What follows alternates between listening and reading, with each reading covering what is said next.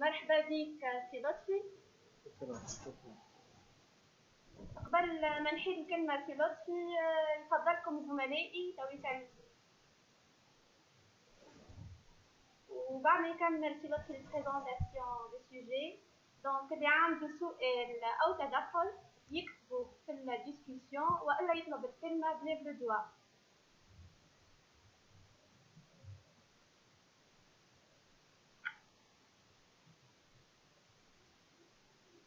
شكرا شكرا شكرا.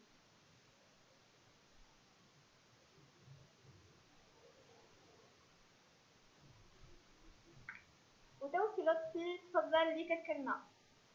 بارك الله فيك إيناس، وبارك الله السيد العميد بحضوره ويشرفنا، وشكرا مكيل avec qui nous avons fait une très longue vie professionnelle et on a discuté pas mal de choses. Je vais aller directement au sujet et on en parlera plus tard.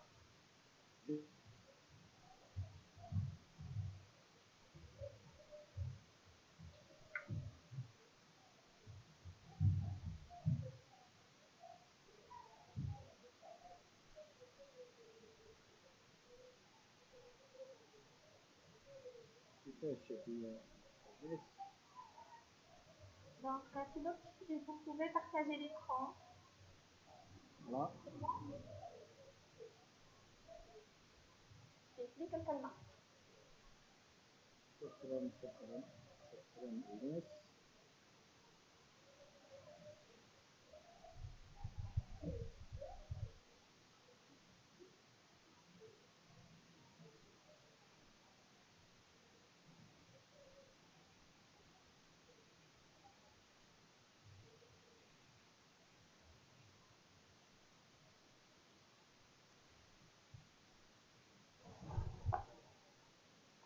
Voilà, مرحبا بكم.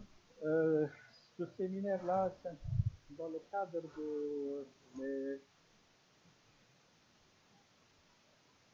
de la comité régional pour mettre l'accent sur les problèmes de sécurité incendie, chose que nous avons discuté longuement.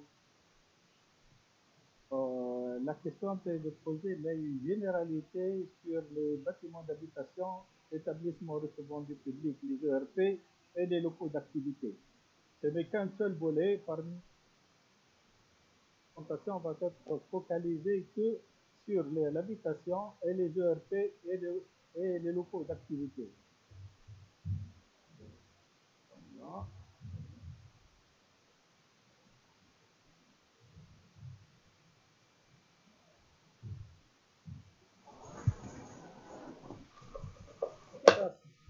Prévention de risque, ça fait déjà. On doit faire attention à ce qu'on attaque les risques avant leur arrivée. Et c'est pour cette raison-là, en tant que membre de l'OET et correspondant au CSI, nous avons abordé ce problème-là et essayé de synchroniser les activités des différents concepteurs dans le domaine de la construction. En l'occurrence, aujourd'hui, un projet pour avoir l'autorisation, il faut un dossier de sécurité incendie dont les intervenants sont multiples. En l'occurrence, en premier lieu, le maître d'œuvre, c'est l'architecte, puis ça vient aussi des ingénieurs, des bureaux d'études, les ingénieurs conseils spécialisés dans chacun dans son domaine. La question qui se pose est primordiale et pour l'intérêt de tous, c'est le classement de ces ouvrages-là.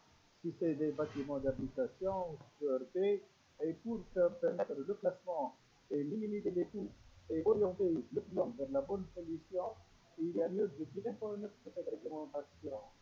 Mais la réglementation, elle n'est pas aussi facile à maîtriser que si on ne connaît pas l'architecture de cette réglementation d'une manière globale. Et puis après, il y a presque 300 de présentations avec 170 schémas pour illustrer tous les problématiques de la sécurité incendie dans divers bâtiments. Donc, objectif, qu'est-ce que c'est la sécurité incendie? Alors, De sommaire, on va parler des bâtiments d'habitation, les établissements recevant du public et les locaux d'activité.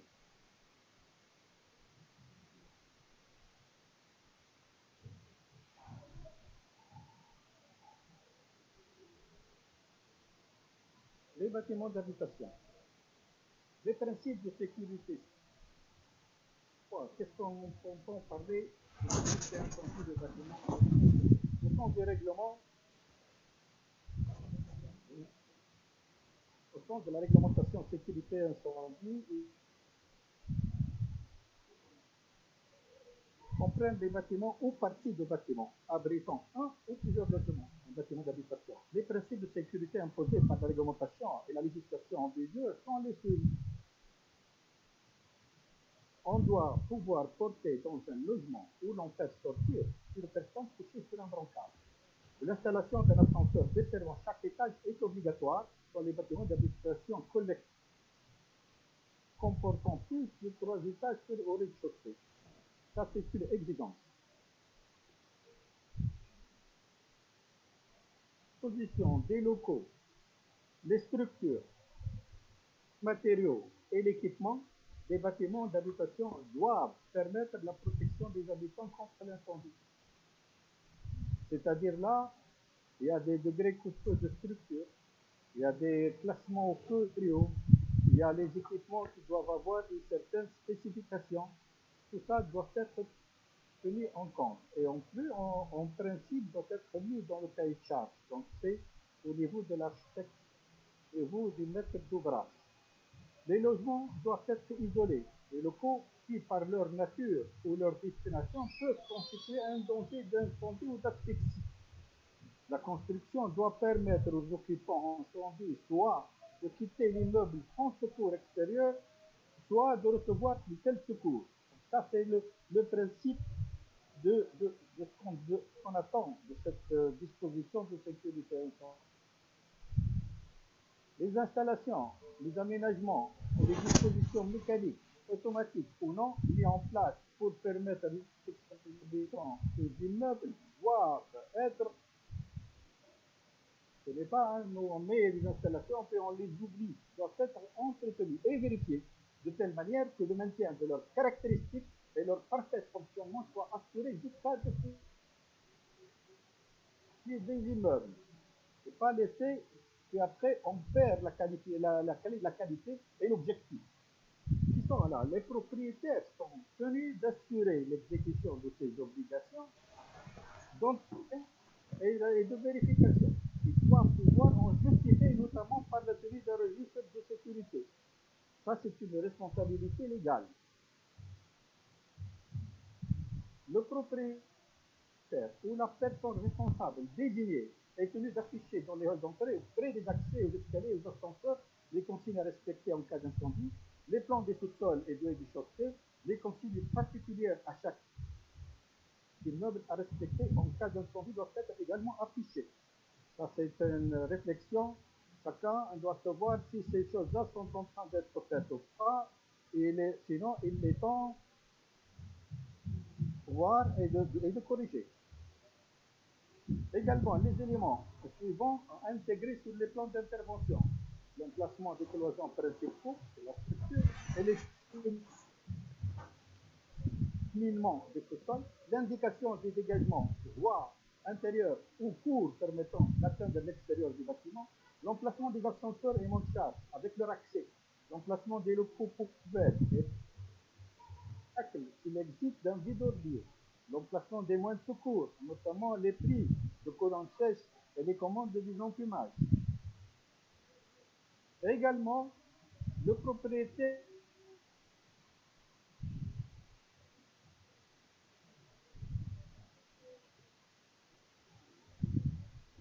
automatiquement et les colonnes sèches au moins une fois par an. Ça, c'est une obligation. Il ne suffit pas de laisser les installations sans vérification périodique. Il doit s'assurer aussi du bon fonctionnement des portes coupe-feu, des fermes-portes, ainsi que les dispositifs de manœuvre des ouvertures en partie haute et des escaliers.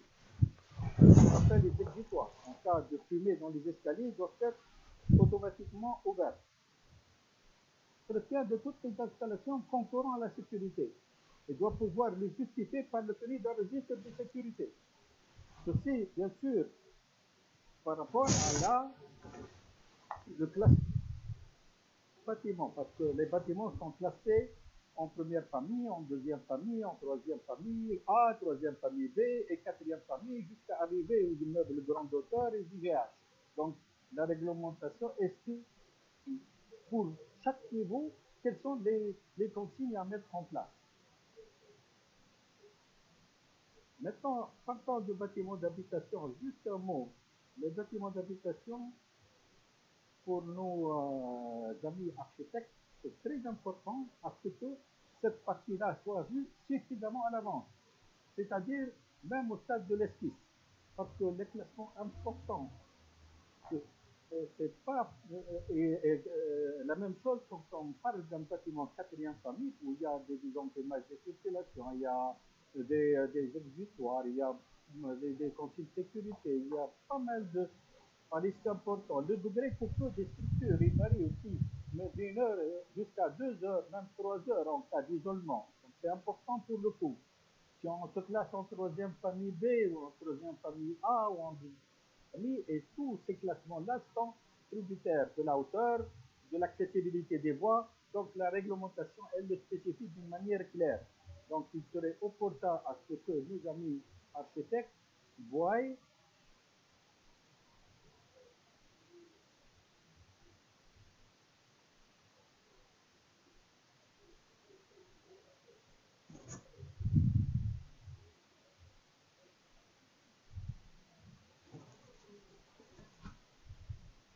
établissements recevant sont indiqués dans le code de la constitution et de l'habitation. On a le cahier de la sécurité, de la protection civile qui a rassemblé tous ces consignes-là dans un document spécifique pour la Tunisie et que la protection civile est de certifier des experts à ce niveau-là en connaissant avec des épreuves de modules différents. Donc, c'est pratiquement la même chose que la réglementation bien utilisée et pratiquée. Les bâtiments et les locaux où sont installés les établissements recevant du public doivent être construits de manière à permettre l'évacuation rapide et en bon nombre d'occupants pendant pour les ERP. Ils doivent avoir une ou plusieurs façades en bordure des voies ou d'espaces libres permettant l'évacuation du public, l'accès et la mise en service des moyens. Et là aussi, quand on parle de bâtiments de ERP, première catégorie, deuxième catégorie, cinquième catégorie, ça dépend de au-delà de 1500 personnes dans le bâtiment, on est en première catégorie. Deuxième tranche de 700 1500, on est en troisième. Et en fonction de l'effectif, jusqu'à la cinquième catégorie, elle est régie par la réglementation qui vont l'effectif acceptable, accepté dans ces bâtiments-là. Donc aussi, là, la classification, elle est très importante. Aussi, ça conditionne tout le reste. Parce que ça diffère et le coût, il va du simple au double par rapport au degré de feu, par rapport à l'installation électrique, par rapport aux conditions techniques. Alors là, il faut faire attention quand on parle aussi des immeubles de première catégorie, les sécurités et les aggravantes. Donc, les matériaux et les éléments de construction sont pour les bâtiments et locaux que pour les aménagements intérieurs doivent présenter en ce qui concerne le comportement feu et des qualités de réaction appropriées. Ça veut dire demain, quand il y a un ingénieur conseil, il doit avoir à calculer son structure. Il faut qu'il sache quel est le classement et quel degré il faut dans les 4 heures, 2 heures, 1 heure, 1 heure et demie, en fonction des locaux, en fonction des risques, en fonction des locaux à risque important et des risques à moyen. Donc, chaque local a fortement. La qualité de ces matériaux et éléments fait l'objet et d'application en rapport avec l'utilisation à laquelle ces matériaux et éléments sont destinés. Les constructeurs, propriétaires et exploitants sont tenus d'assurer que ces essais et vérifications ont eu lieu. C'est-à-dire quand on dit qu'il y a un porte coupe-feu, il doit avoir un PV d'essai justifiant le coupe-feu. Une dalle coupe-feu 4 heures et coupe-feu, le défi des temps-feu aussi il doit être appliqué. Quand on dit que tel matériau va avoir des classements M0 ou M1 par aussi avoir des justificatifs nécessaires pour justifier de ça et dégager sa responsabilité. Concernant aussi les ascenseurs et ascenseurs,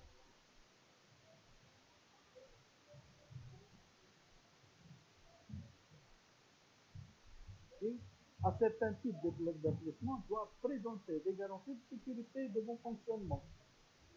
Donc,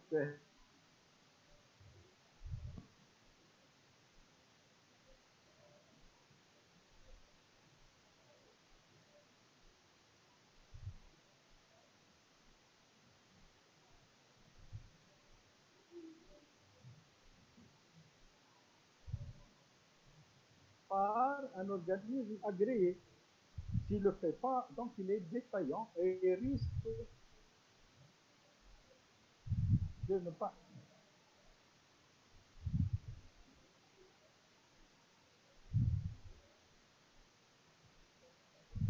être approprié au risque.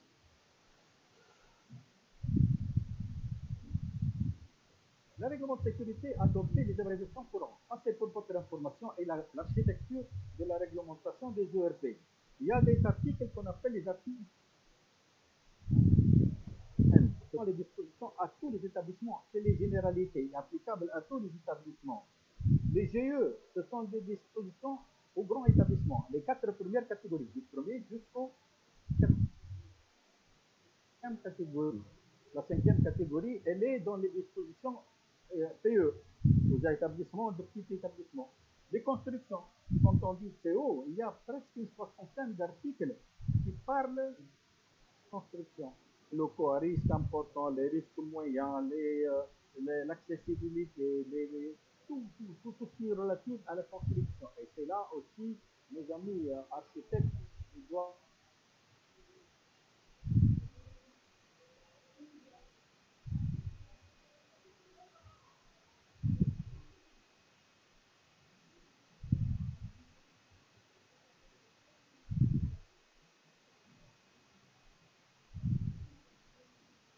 dans les aménagements AM, le désenfumage aussi, quand on voit des bâtiments, il faut avoir des désenfumages mécaniques, désenfumage naturel, désenfumage mécanique, il y a des règles de désenfumage, il y a les années d'air, les extractions d'air et les conditions à respecter entre les différentes bouches. Et ça, c'est clair et clair.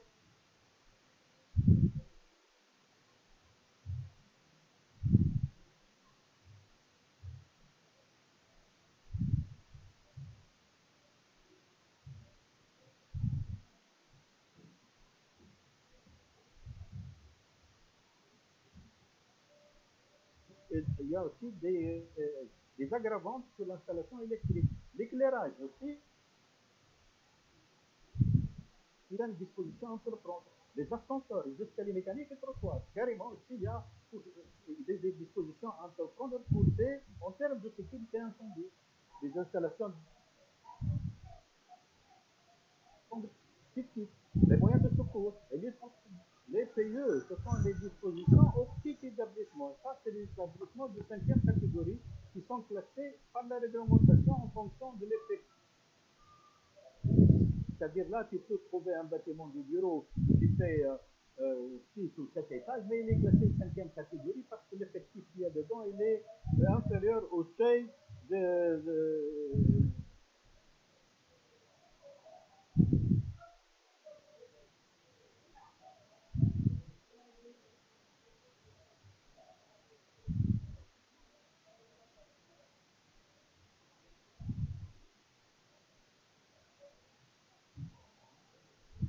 critères, ils sont dans une instruction technique. Elle les vérifie dans une instruction technique.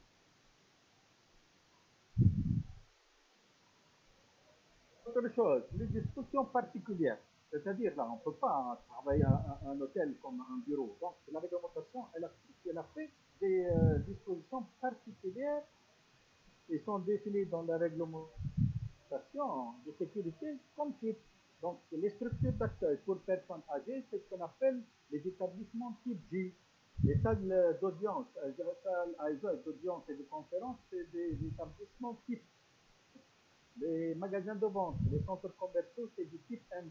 Les restaurants et des lieux de poissons, c'est le type N. Les hôtels, motels, pensions de famille, type O. La salle de danse, les salles de jeu, type P. Et les parcs de stationnement accessibles.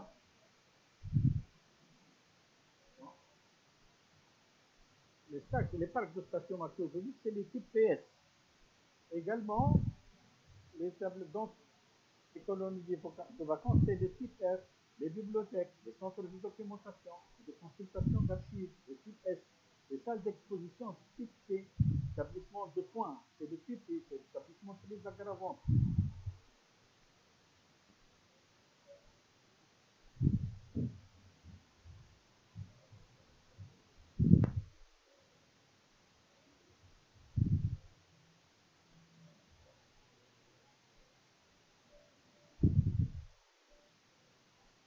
Structure, de dispositions d'aménagement, etc. Les règles générales, il y a pour chaque type, une fois classé pour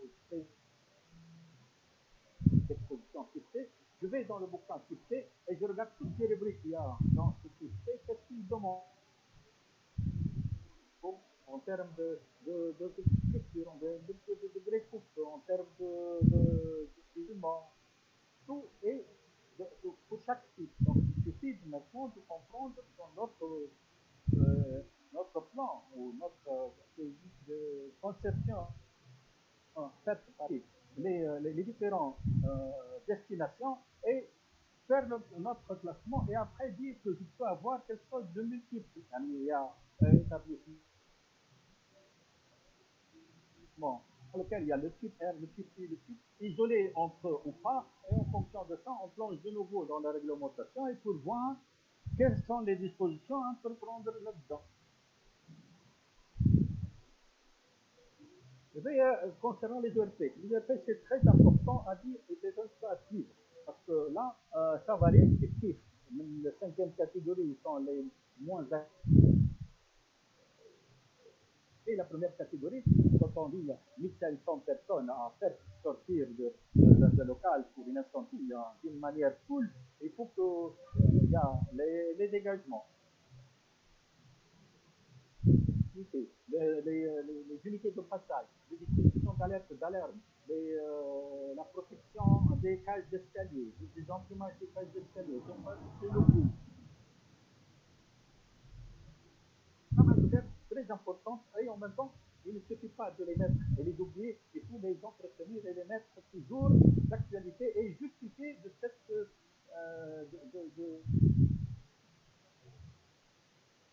cette prévention et de ce contrôle permanent. Maintenant, on passe à la troisième partie qui est le cadre d'activité.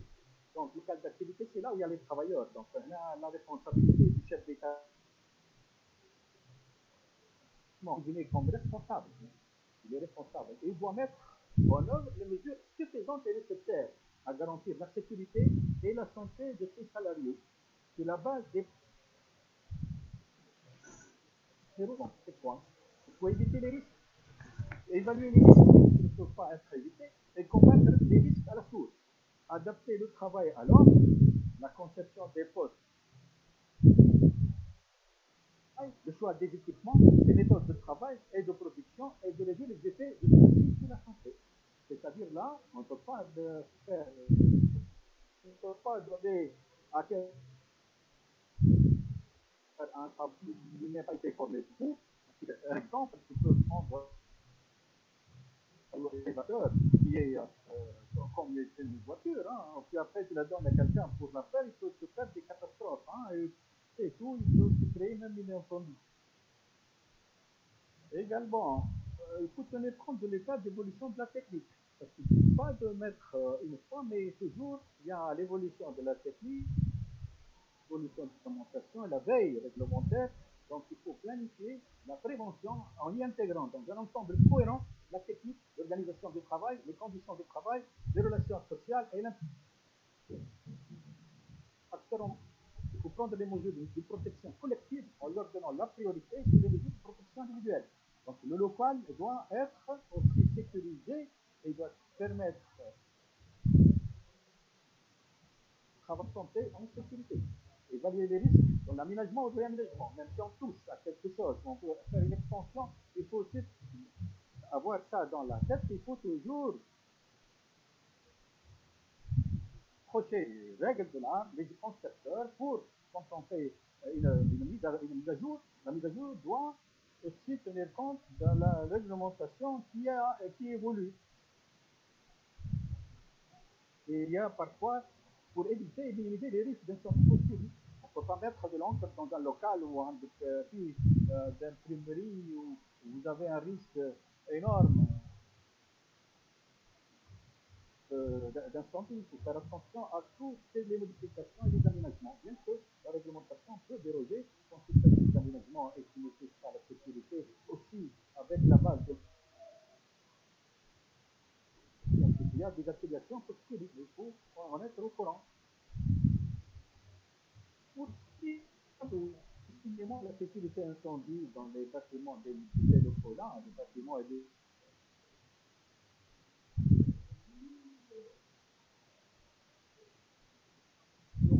occupants, et leur évacuation différée. C'est-à-dire qu'il ne faut pas chicaner de faire une voie pompier tout autour du bâtiment, essayer de chicaner, non, et on ne peut pas faire ceci parce que là, puis après prendre l'autorisation avec cette voie là, puis s'il arrive au collement, il va y avoir un problème. Et là, ça devient déjà aggravant pour la sécurité des gens en cas de sinistre. L'accès de l'extérieur et l'intervention des services de secours, l'incendie. Quand il y a un bâtiment dont il y a des milliers de personnes et en même temps tu ne peux pas accéder, c'est la responsabilité du propriétaire. Hein. Il faut faire attention. La limitation propagation de l'incendie à l'intérieur, à l'extérieur du bâtiment également. Parce que, outre les personnes, on dit une chose, il y a une entreprise de textile qui a été certifiée SAO 1000 et immédiatement après l'expertise, il y a un incendie. Il y avait 6000 morts d'un coup. Donc, ça, c'est les locaux à risque où il y a beaucoup de matériaux. Il faut faire attention à ce niveau-là et toujours avoir dans la tête le risque de l'incendie qui est arrivé. Alors, les économies que tu as fait, tu les perds en un coup. En conclusion, c'est voilà, la conclusion, c'est la sécurité incendie est un dispositif indispensable pour préserver la vie humaine dans les différents locaux. Habitation, établissement recevant du public, locaux d'activité, parking. De ce fait, la culture, sécurité incendie doit être inculquée et intégrée dans notre quotidien à toute échelle. Pour la maîtrise de la réglementation, une formation spécifique qualifiante doit être faite pour tous les concepteurs et les organismes concernés. Ceci veut dire quoi? Dire aujourd'hui, ok, on est arrivé à maturité, on sait faire un dossier de sécurité incendie, mais ça ne doit pas être que pour l'ingénieur d'électricité ou ça. Moi, à mon sens, le premier concerné, c'est l'architecte qui doit être au courant de tout ce qui se passe, parce que changer après coup, ça fait perdre du temps et de l'argent et ne pas avoir un bâtiment conforme. Et ne pas mettre le marché ce qu'il faut mettre, vous risquez de ne pas le faire. Et finalement, la finalité se perd et on n'arrivera pas et on ne peut pas préserver la vie humaine et on perd notre patrimoine. Donc, notre objectif, c'est la prévention de risques, l'assistance à nos ingénieurs et à nos bâtiments qui soient conformes et durables. Ceci étant, nos futurs ingénieurs اللي هما حاضرين معانا وبارك الله فيهم c'est un langage qu'il faut apprendre, il faut profiter de l'occasion aujourd'hui si vous avez du temps et il faut se pencher dans cette documentation, la lire, la comprendre, ça vous fait quand même une certification, un diplôme supplémentaire agréé par l'État. Vous pouvez être ingénieur génie civil ou ingénieur électromécanique ou ingénieur, mais vous avez aussi la qualification de travailler sur la sécurité incendie et agréé par l'État. Voilà, merci pour votre attention. J'espère que c'était clair et si jamais il y a des éclaircissements à faire, je suis à votre disposition tout en vous disant que ceci, ça n'a concerné que les bâtiments d'habitation et les établissements recevant du public et les locaux d'activité. Bien sûr, les installations classées pour la protection de l'environnement, ça m'a aussi les installations qui sont soumises à l'assurance. Donc, c'est les règles ASAED pour l'assurance et la protection des biens. Aujourd'hui, je parle que de la protection des personnes. Voilà, moi j'ai fini mon exposé. Merci pour votre attention et je suis à votre écoute. Madame Inès. نشكرك سي لطفي على هذه البريزونطاسيون والمعلومات اللي فتنا بها. والآن نفتح الحوار، اللي عنده تدخل أو سؤال يتفضل ياخذ كلمة.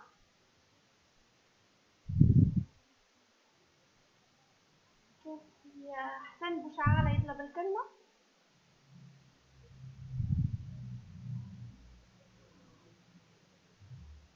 أعطيه الميكرو يا إيمان. تفضل يا حسن. لا تغضب. الميكرو نتاعو مسكر، أعطيه الميكرو. ميكرو يعطيك الصحة سي لطفي على البريزونطاسيون وتري بيان للهيئة الجهوية نتاع الصفاقس على الانيسياتيف هذيا. بون رومارك في الاخر بكل انت قلتها جوست حبيت بارتي اذا كان نقولوا سيكوريتي انسوندي دونك فيها براتيكمون 3 انترفونون اللي هو الارشيتكت والبيرو ديتيد اللي باش يعمل دوسيي سيكوريتي انسوندي. دونك احنا في القانون نتاعنا 71 78 قاعدين ديجا نخدموا عليه في هذا الحكايه هذيا. بارتي سيكوريتي انسوندي نورمالمون des parties normalement les trois concepts l'architecte باش يعمل تسكي l'emplacement تاع لي بورت تاعو l'emplacement تاع l'escalier قداش اللونغور تاع حوايج كيما هكا. والبارتي دونك ديتيكسيون انسوندي نورمالمون عند انجينيور تاع الالكتريسيتي والبارتي ليد انسوندي عند انجينيور تاع الفلويد. احنا مالوروزمون عندنا شوفوشمون الحكايه هذه تري امبورطون في الواقع التونسي. معناتها ساعات تلقى الانجينيور تاع الكتريسيتي يخدم الكل والانجينيور اللي هو العكس الانجينيور تاع الفلويد كيف يخدم الكل. وساعات كيف الى في حتى بوان دو في اركيتكتورال بور فير دي موديفيكاسيون والعكس بالعكس. دونك هذه اذا كانت تتنظم بالباهي الحكايه انت كما قلت سيادتك معناتها لازمتها فورماسيون ابروفوندي للجماعه هذوما. معناتها اون دوا اكزيجي بالقانون تاعنا معناتها سيرتيفيكاسيون عند الحمايه هذه تري امبورطون تاع لي دروا كونسيبتور مش كل شيء هكا. ويلزمها تتقسم عند ثلاثه هذا البليز امبورطون معناتها الديتيكسيون انسوندي عند جماعه الالكتريسيتي واللي انسوندي عند الفلويد وتسكي الكونسيبت عند لي زارشيتكت. معليش توفقني والله على النقطه التوضيحيه اللي حبيت ندخل فيها. شكرا سي حسن. انا جو في ريبوندر Inès au coup par coup pour ne pas perdre le fil. Concernant la distancing dans les missions, à mon sens, ça c'est un truc que devrait être défini entre vous. Mais اللي يهمني انا اكثر اليوم هو انه le classement doit être clairement défini dès le départ. C'est le problème. Puis après, la catégorie autre, l'électricité des emprimages. La partie électrique sera عند l'électricité, la partie fluide عند الفلويد. وهذا موجود réglementation, chacun il traite. Une fois l'architecture bien, l'architecte doit être informé de ce classement-là et doit être impliqué dans ce classement-là parce que ça qui va déterminer tout le reste. Maintenant, l'électricien fait la partie hot ou le fluide fait la partie hot ou bien l'électricien qui classe. Pour moi, c'est la même chose. L'essentiel, c'est que tout le monde parle le même langage et que tout le monde sache de quoi il s'agit.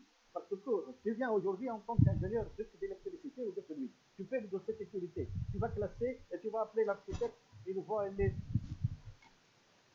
au stade de dossier d'exécution, tu lui dis ceci, ça ne marche pas, vous n'avez pas la voie ici, il faut que tu fasses le désenfumage, et oui, il va se retourner contre le promoteur, et ça va discuter entre vous, et ça c'est mauvais. Donc,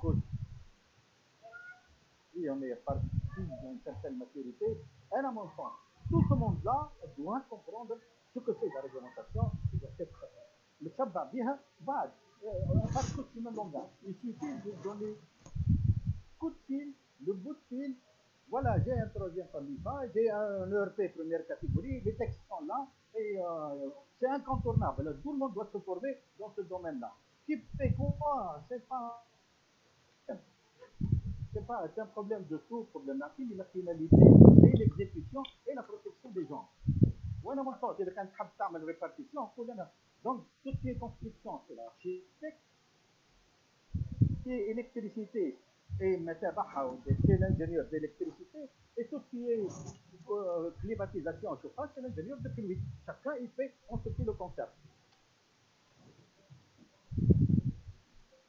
J'espère avoir répondu à ta question, Pierre.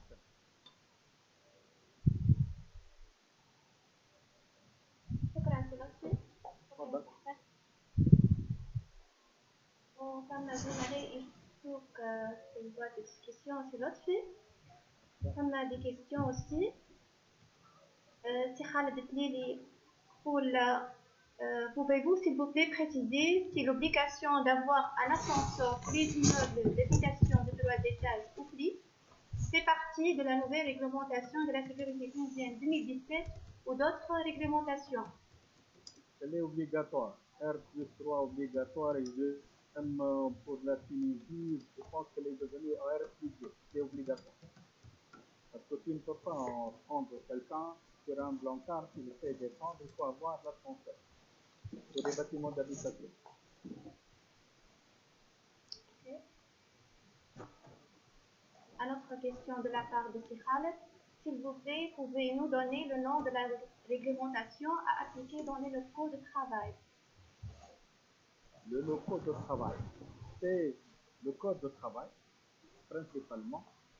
Secondo, si dans les locaux de travail, il y a des établissements recevant du public, c'est la réglementation des ERP qui s'applique. Et encore, pour les locaux de travail, s'il y a des installations classées, alors là, il faut regarder la rubrique installations classées pour la protection de l'environnement aujourd'hui que nous avons traité, où il y a des exigences pour la protection de l'environnement, telles que les bacs de rétention pour ne pas fouler la nappe, pas mal de choses avec une protection de l'environnement. Aujourd'hui, je parle ça. Sinon, ça, c'est un autre discours à développer, c'est la protection de l'environnement et les installations classées pour la protection de l'environnement. Je pense que c'est Mohamed Dribi qui pose une question, non? Une question. Mohamed Dribi. Vous pouvez lever le doigt, vous pouvez... La parole, La distance minimale est 10%.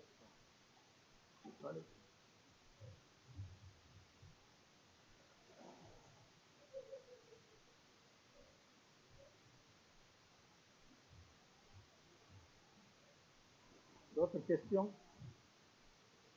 Bon. Mohamed Dribi, le micro est activé. Vous pouvez prendre la parole.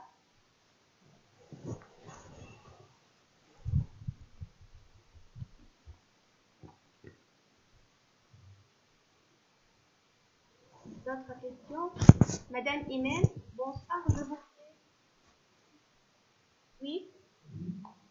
Bonsoir, je voudrais savoir, pour le cas d'établissement scolaire, la distance maximale à parcourir entre les salles de classe et l'escalier, et ici un nombre seuil bien déterminé des élèves à évacuer par l'escalier. Et merci. Ça, il faut revenir sur la réglementation et le type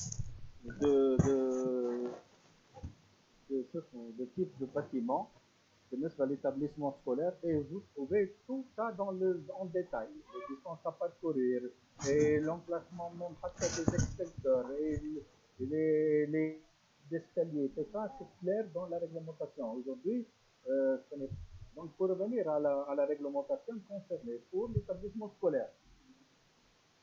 L'établissement scolaire c'est un ERP. ERP, ça c'est en fonction de l'effectif qu'il y a et en fonction de l'effectif qu'il y a, on revient à la rubrique la destination et la distance à parcourir. Donc c'est un détail très spécifique que regardera si tu souhaites. Je te répondrai plus tard en revenant sur la question. D'accord. Et voilà, la distance minimale est différente entre les différentes catégories. Mais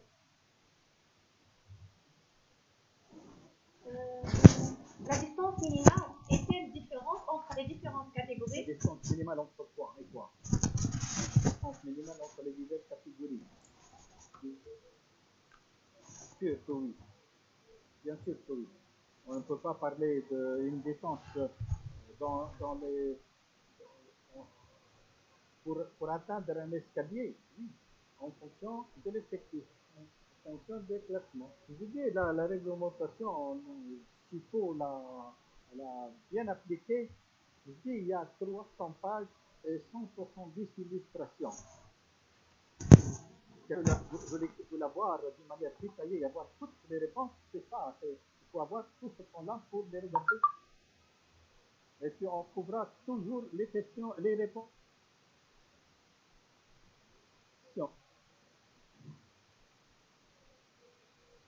Oui. Dis-moi, est-ce qu'il y a des normes tunisiennes pour la classification d'un centre des matériels roulants électrifiés, exemple centre TGM? Centre TGM. Centre TGM, c'est un peu la gare là. Il y a une réglementation qui spécifie les gares. Mais toujours ici, dans un gare, il y a des bâtiments. Les bâtiments ont une gare multimodale. Tu peux trouver tout ce qu'il faut. Tu peux trouver une salle de spectacle, tu peux trouver des magasins, tu peux trouver un cinéma, tu peux trouver... Mais ça doit être classé comme établissement recevant des unités nécessaires pour le gare. Mais pour la machine elle-même, elle doit répondre à des réglementations spécifiques concernant les gares et les trains et les métations à sa vie. Autre question. في حافظ كريت réglementation laquelle interdit lesquelles s'il vous plaît? سامحني. Réglementation lesquelles N.T en tant que norme tunisienne. Lesquelles?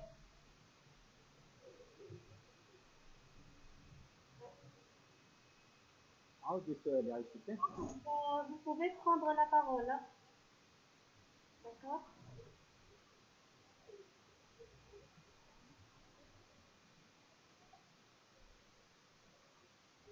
On n'est pas fait, hein? Donc, comme nouvelle question,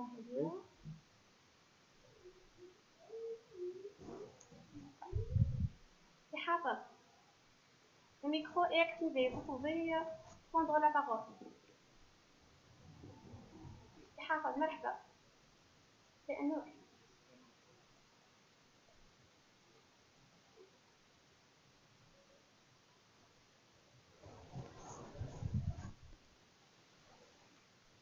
إذا حتى الزملاء يتسألوا عليها أنا هي la norme tunisienne contre la protection de l'incendie, autre le site de la protection civile, وتلقى les ERP وتلقى les bâtiments d'habitation. Et تلقى فيه tout ce que je suis en train de dire, le classement, les différentes familles, les différents ERP, les différents types.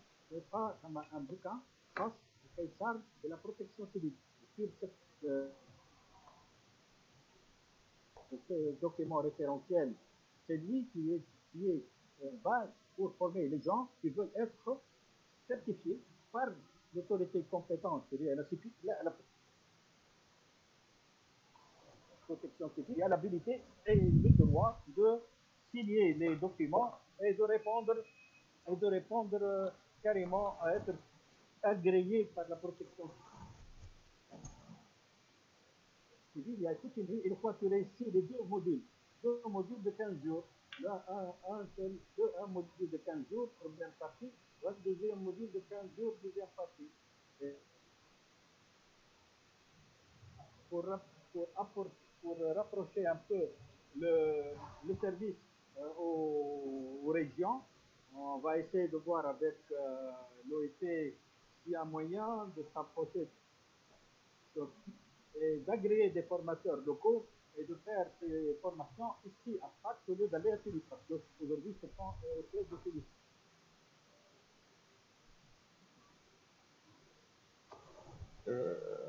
Effectivement, j'habite juste une précision pour tout ce qui est bâtiment, le bâtiment d'habitation. Parce que dans le document de donc il en parle de tous les bâtiments,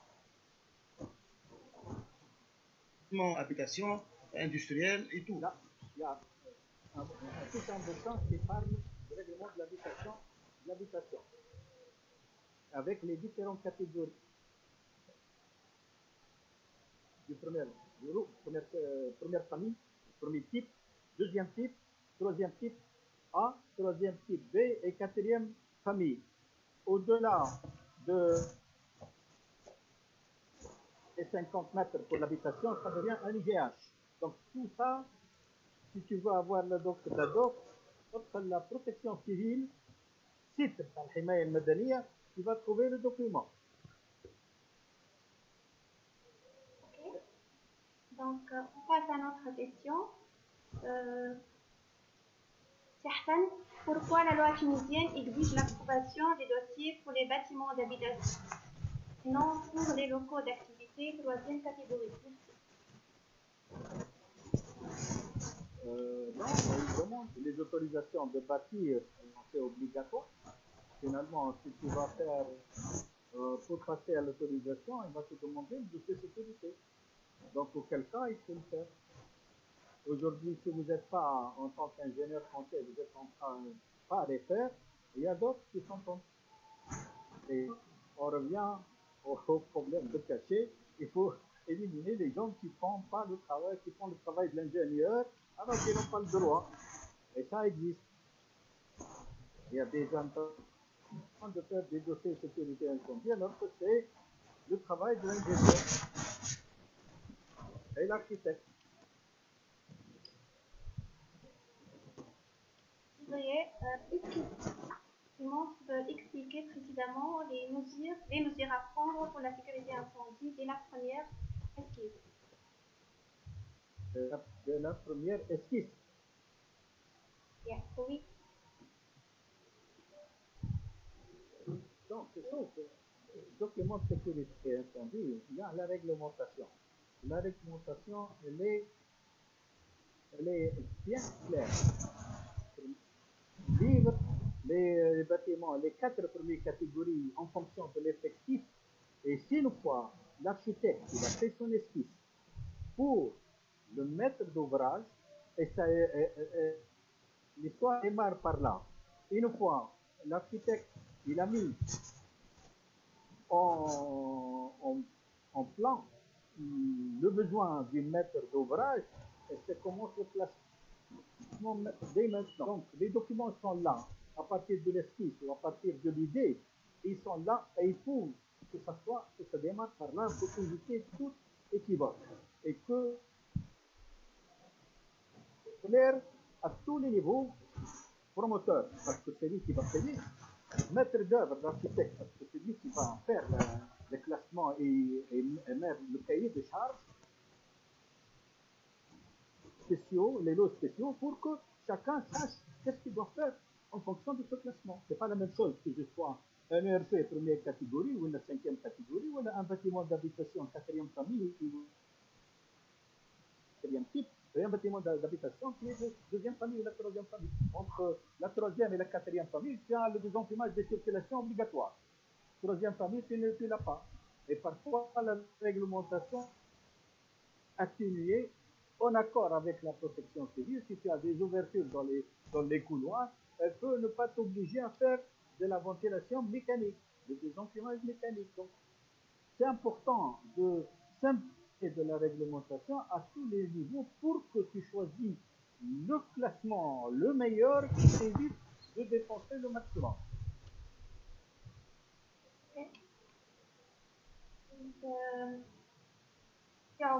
Où peut-on trouver la réglementation, les 300 pages dont vous avez parlé? Est-ce que ces normes sont internationales?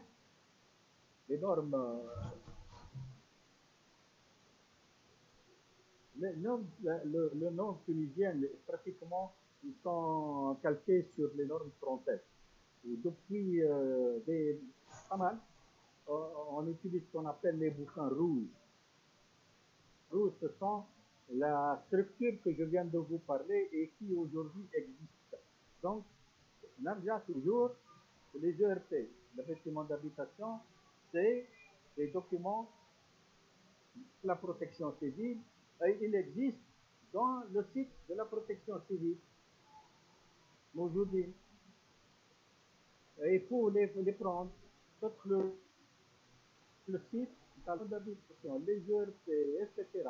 Donc, c'est qu'à la sensibilisation, les normes, il faut que les gens se penchent là-dedans.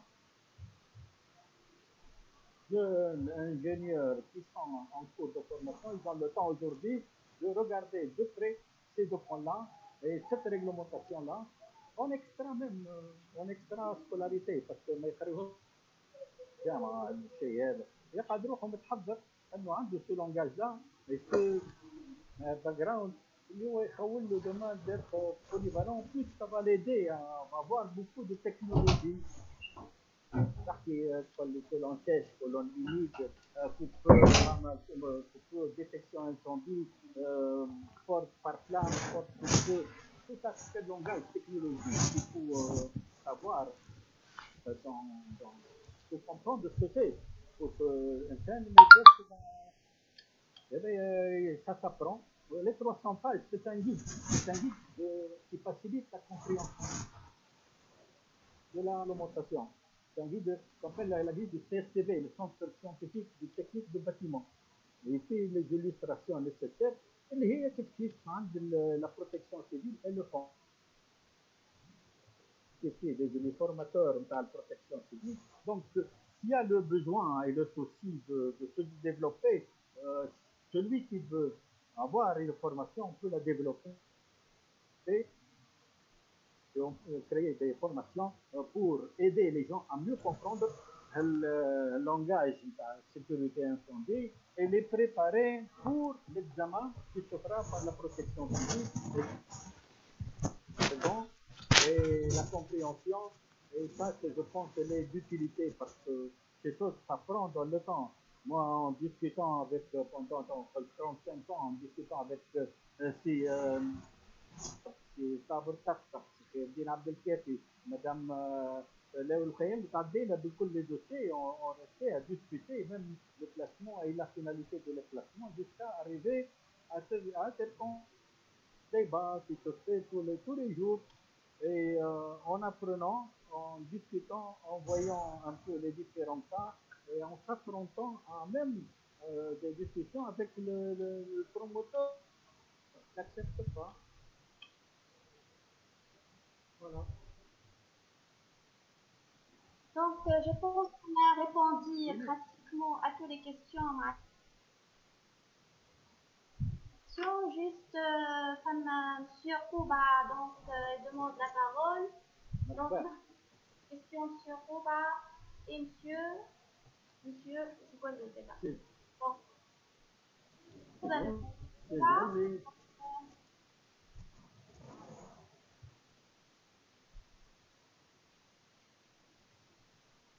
تفضل سي زهير. شكرا سي لطفي.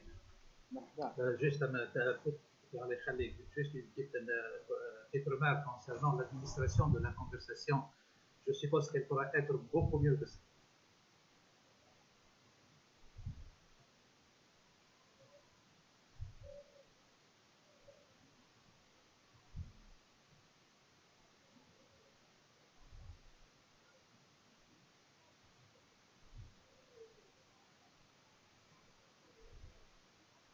C'est un concept basé sur une réglementation.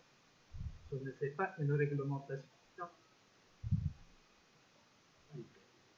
plus elle s'applique, ce concept-là, il dépend du bâtiment. Si on place les bâtiments en matière de construction, on doit voir cette application. Généralement, la sécurité doit porter sur les parois, sur la qualité, qualité des produits. Ça, c'est l'affaire de l'architecte. L'architecte, c'est le chef d'orchestre de toutes les opérations d'un bâtiment, quelle que soit l'habitation ou la ERP ou l'industriel, dans les quatre catégories de bâtiments. Plus la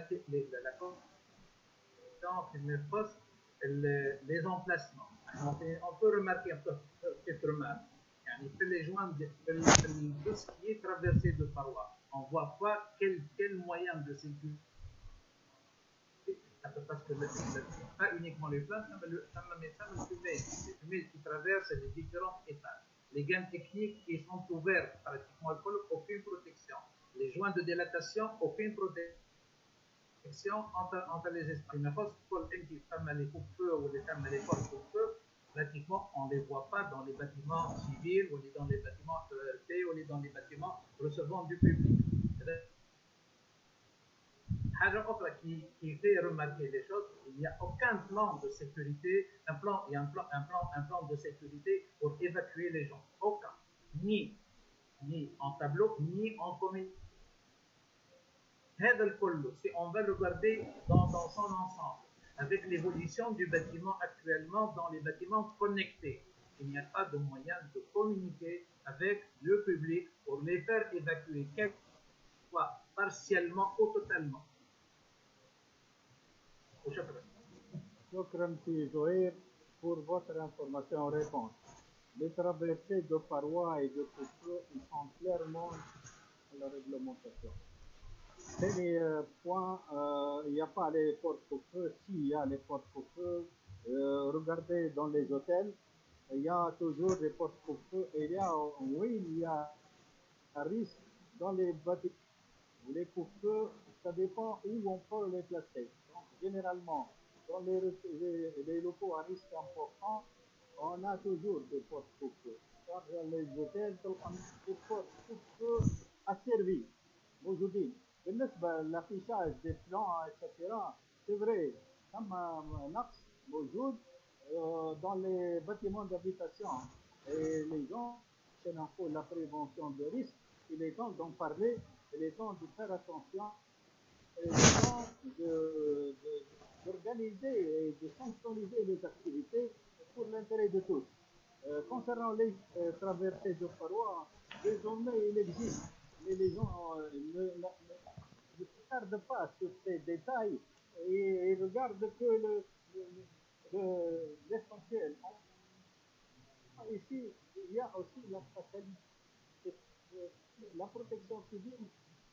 Pour arriver à passer un peu ce langage de vidéoprotection, parfois, l'autorité compétente qui peut accepter ou ne pas accepter de délivrer le permis d'occupation après la visite du Tahamoum. Donc, il y en a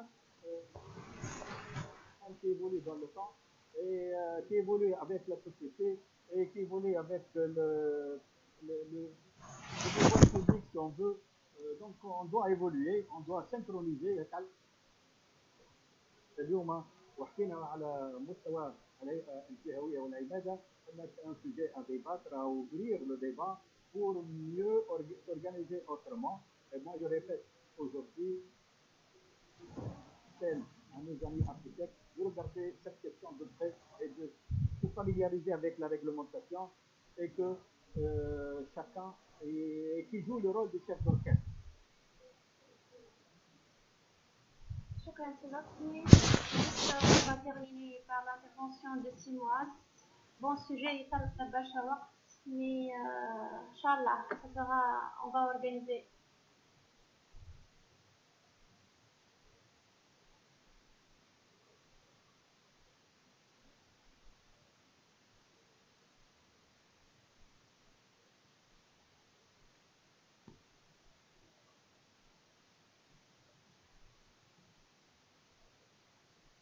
الصحة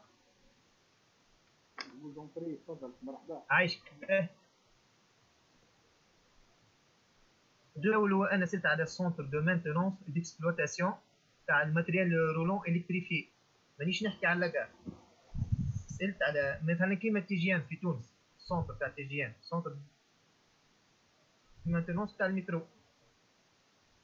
سونتر دو مانتونونس فيه دي لوكو معناتها للمانتونونس تاع المترو، وفيه دي لوكو نتاع الاداره نتاع الاكسبلوتاسيون نتاع الريزو.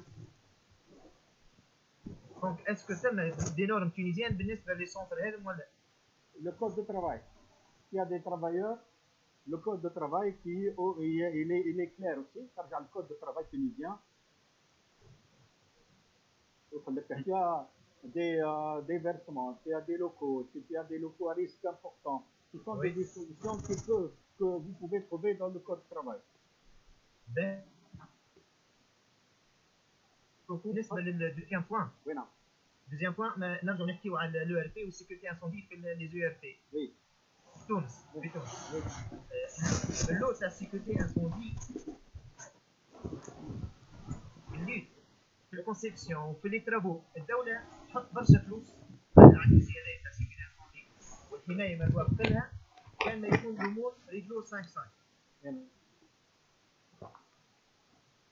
مي من بعد ما نعمل انستالاسيون تاع نعمل كل شيء سينو لي ريغل دولار. راهي المشكله اللي تصير، المشكله الكبيره في تونس لي زي ار بي سورتو رانا ريسابل على السيستم انسوندي. معناتها نقترح ويبينار كومون مانتينيو نوتر سيستم دو سيكوريتي انسوندي في لي زي ار. معناتها الاليات اللي تكون عندنا. Il faut appliquer la réglementation. La réglementation, elle est claire. Le responsable de l'ERP, accident, il y a des morts, c'est lui le responsable. Donc, il a l'obligation de faire de l'entretien et de justifier de l'entretien. علاش احنا عندنا برشا مشاكل في les ascenseurs? Parce que il n'y a pas de contrôle périodique sécuritaire بالنسبه للاسانسير. علاش ما فهمش؟ خاطر السيد اللي يحطوه لاهي هو فهمش. علاش هو المشكله دو فون. انا نحكي لك راني كنت في بوزيسيون تاع ايتيود بعديك هبطت للو ار بي وشفت في الو ار بي شي يصير. فهمت؟ مالوريزمون معناتها السيد اللي نورمالمون ماهوش كاليفي ويعطيوه التاش هذيك. دونك جست القوانين موجود ماشي معاه ويتحمل مسؤوليته. مي اون رياليتي على الواقع sensibilisé parce que je pense que d'après la réglementation, quelqu'un responsable de sécurité doit être quelqu'un de qualifié par le processus. يعمل السكوريزم. لا بالتالي les agents de sécurité اللي عندنا تو كل منطقه تدخلوا خروج برا منطقه السكوريزم يعملوا الاسعاف. لا ثم un problème de qualification de personnes بالنسبه l'équipe de sécurité.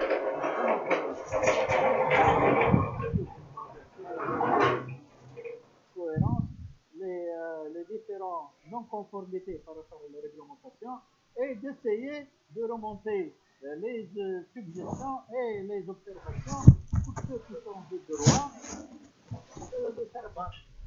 Mais en tant que responsable, ne prend pas de risque, essaie d'attirer l'attention, essaie de demander si vous avez la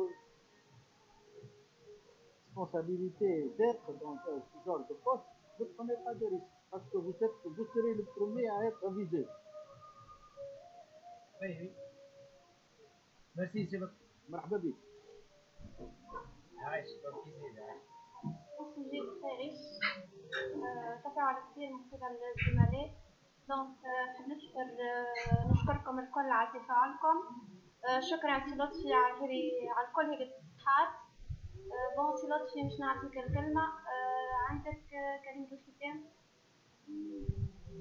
بارك الله فيكم وبارك الله فيك انت ايناس على المجهود الكبير والتنظيم المحكم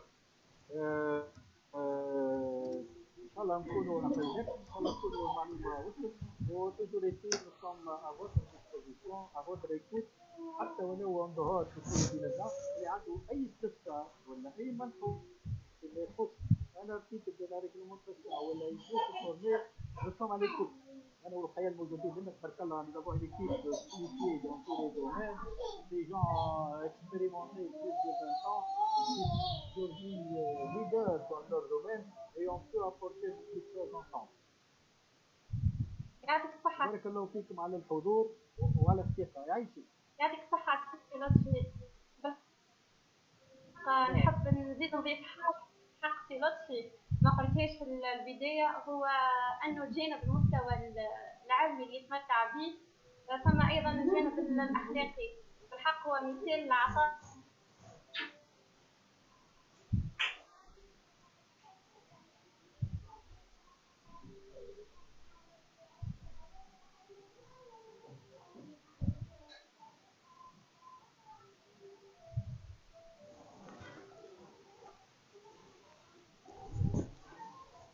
الأخير دونك باسمي أنا المهندسة إيناس النيفر وباسم كافة الهيئة الجهوية لعناية المهندسين بالثقة نجدد شكري سي لطفي عبيد جميع الحضور شكرا على تفاعلكم ان شاء الله يتجدد موعدنا معكم عن قريب في دي زوتر ويبينار عنده مقترحات او مواضيع هامة من شأنها تفيد المهندس والمؤسسات يتفضل بها دونك يا ريتكم بينا دمتم بألف خير والى اللقاء